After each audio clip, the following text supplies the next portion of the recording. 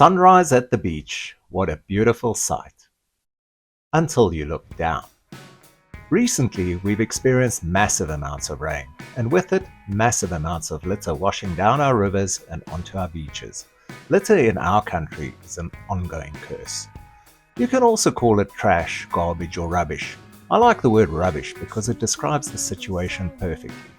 Do you know that we have a section of our population who believe littering creates jobs? That argument is the real rubbish.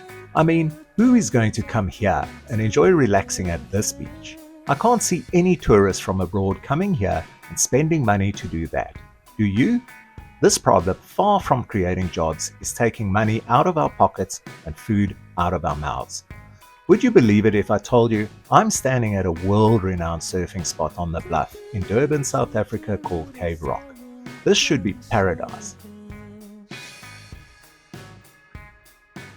What I'm going to do today is use some, and it's just a drop in the ocean, of the rubbish washing up on our beaches to create something useful and beautiful. I'm going to show you a casting method with 1001 uses. It's my way of pushing back. You don't have to use flotsam. I'm going to use that. You can use anything you can lay your hands on. So sit back, relax, and watch. While foraging for driftwood recently, I picked up and brought home a few pieces of plastic trash I found at the beach. There was no shortage of choice. I brought it home, gave it a wash, and here we are, in the Treasure Timbers workshop, ready to rock and roll. On hand, I've got some white cement, I also use grey, I've got sand and some crushed glass as well. Normally I'd use a finish gravel, but recycling this glass gives my spirits a lift. It's in the spirit of recycling, or upcycling in this case. What we're going to do is the following. In each case here, I've selected a large container and a small one. The idea is to place the smaller container inside the larger one and cast into the space created in between. So, making cement flower pots out of rubbish found at the beach. Step number 1, casting the bases. Look at any flower pot and you'll see it needs drainage at the bottom. To create drainage holes and cast each base, I'll use a thick straw. I only use biodegradable straws like these paper ones. They're perfect for the job. For starters, we'll cut 3 short lengths and, using a blob of wood glue, glue them into the bottom of each of the smaller containers. Then we have to wait. Once the glue is dry, we are ready for the next step, which is mixing cement. For these bases, I'm going to just use sanded cement. We also don't want to run out. I'm going to use 1 small cup of cement and 3 small cups of sand. That should be enough. I've got water on hand and we'll add it in increments. What we're looking for is something similar to a thick milkshake. It has to pour, but the thicker it is, the stronger it will be when it cures.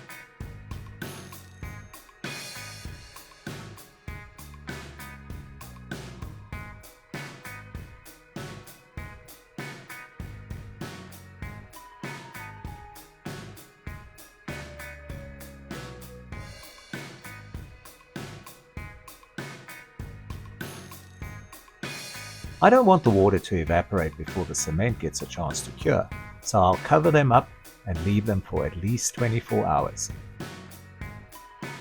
Things are looking good. It's about 24 hours later and the bases have cured enough to move on. 48 hours would be better, but if I treat them gently, there shouldn't be a problem. The first thing I'll do is pinch and remove the straws. They've done their job. Then the containers go upside down on a towel and I pour boiling water over them. If you're following along, watch yourself. It's obviously hot. There, they've popped out, so now we're ready for the next step.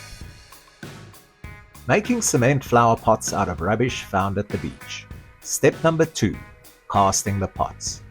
So now, here's the trick. I'll take the bases and place them inside each of the larger containers. The smaller containers now go on top.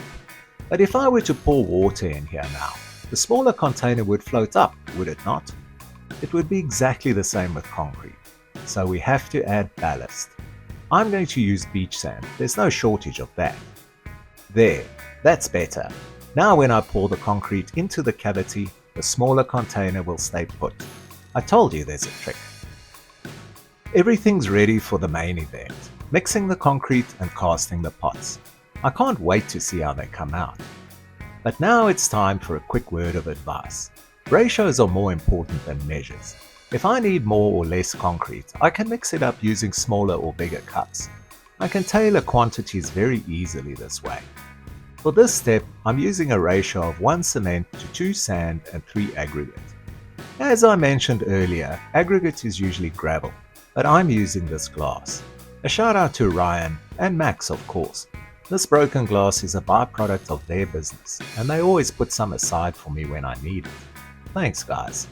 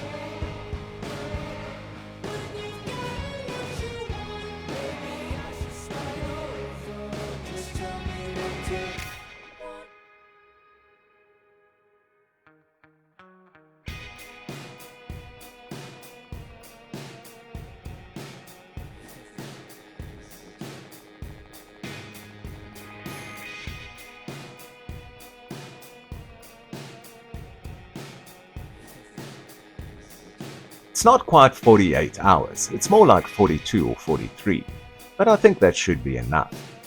Now we'll proceed with demolding. We've poured off the ballast and cleaned things up a bit, so now it's boiling water time. You can cut a mold to make it easier, but then you can't use it again, so it's better to be patient and work at it to get it out.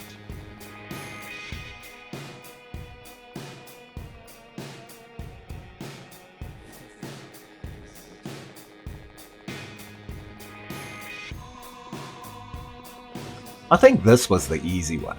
I'll use a bit of sandpaper to tidy up the edges.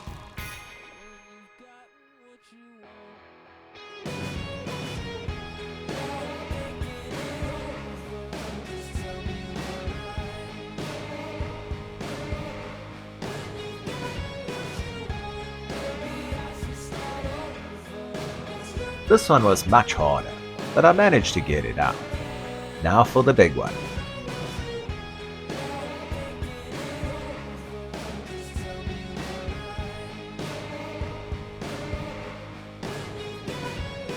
This one was the hardest. The outside container came off easily, but the inner one was stuck. You get release sprays and oils, but I prefer to just keep at it. Eventually it comes out.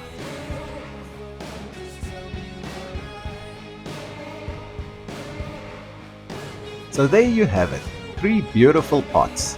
When they are 100% cured, they'll be snow white. I like the fact that they have imperfections because the molds were a bit buckled and bent. It adds charm and is a testament to their very existence as upcycled and functional works of art.